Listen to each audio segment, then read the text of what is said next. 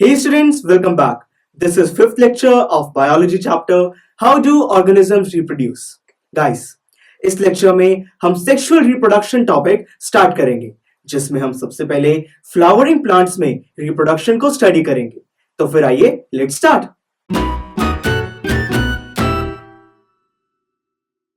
Students, जेस्ट reproduction में एक से ज्यादा ऑर्गेनिजम्स इन्वॉल्व होते हैं। जेस्ट रिप्रोडक्शन में मेल और फीमेल गैमेट फ्यूज करते हैं।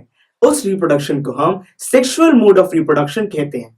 आइए सबसे पहले बात करते हैं फ्लावरिंग प्लांट्स में रिप्रोडक्शन के बारे में। क्या आप बता सकते हैं कि प्लांट्स के सेक्स ऑर्गन्स कहां पर प्रेजेंट होते हैं? फ्लावर्स में?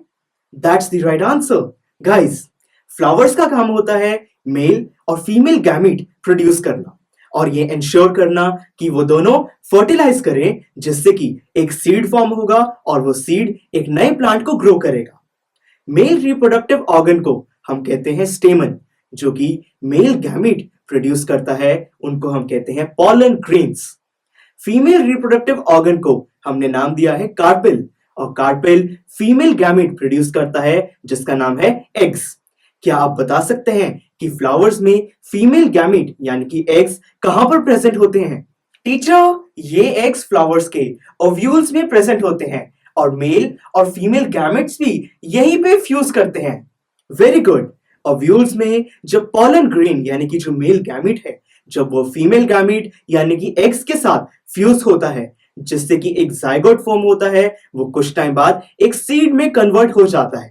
वो जो सीड है उसको जब सूटेबल कंडीशंस मिलती हैं तब वो जर्मिनेट होना स्टार्ट हो जाता है, जिससे कि एक नया प्लांट ग्रो होता है।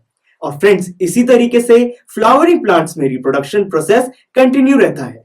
सर, कुछ दिन पहले मैंने एक फ्लावर को टच किया था और मेरे हाथ पर एक येलो पाउडर जैसा कुछ लग गया था। वो क्या हो सकता है?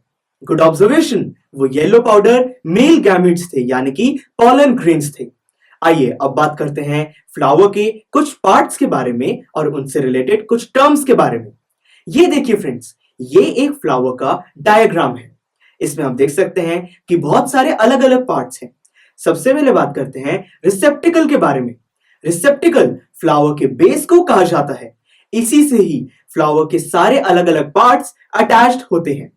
नेक्स्ट पार्ट है सेपल्स। फ्लावर में जो ग्रीन लीफी एरिया होता है उसको हम सेपल्स कहते हैं। जब फ्लावर पूरा डेवलप नहीं होता, जब वो एक बड होता है, तब उसकी प्रोटेक्शन के लिए सेपल्स काम आते हैं। नेक्स्ट पार्ट है पेटल्स। क्या आप पेटल्स के बारे में कुछ जानते हैं? सर, फ्लावर्स के कलरफुल पार्ट को पेटल्स कहते हैं। इनमें से खुशबू भी आती है और ये इंसेक्ट्स को अट्रैक्ट भी करते हैं। इंप्रेसिव। अब बात करते हैं मेल रिप्रोडक्टिव ऑर्गन के बारे में, वो है स्टेमन। फ्रेंड्स, जो स्टेमन है वो दो पार्ट्स में डिवाइडेड होता है, एंथर और फिलामेंट। जैसा कि आप देख सकते हैं कि स्वॉलन टॉप स्ट्रक्चर को हम एंथर कहते हैं। इसका काम होता है पॉलन ग्रेन्स को प्रोड्यूस करना।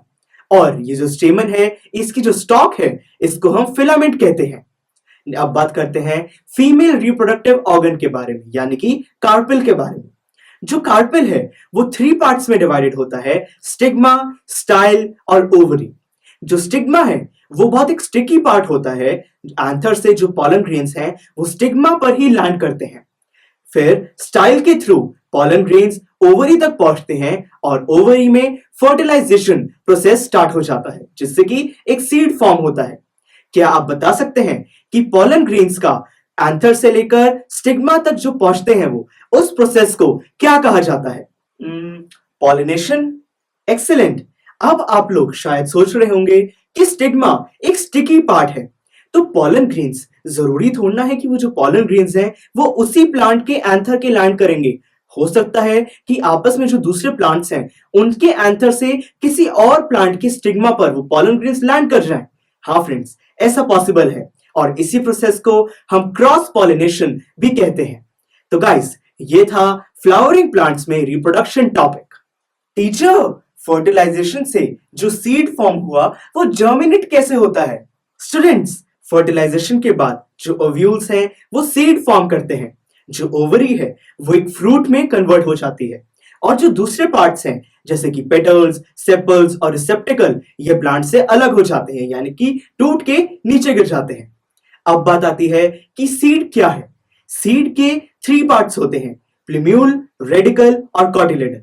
जो प्लूम्यूल है, सुटेबल कंडीशंस मिलने पर वो एक शूट में कन्वर्ट हो जाता है। जो रेडिकल है वो रूट्स फॉर्म करता है और जो कॉटिलेडन है वो फूड को स्टोर करता है और इसी तरीके से एक नया प्लांट जर्मिनेट हो जाता है।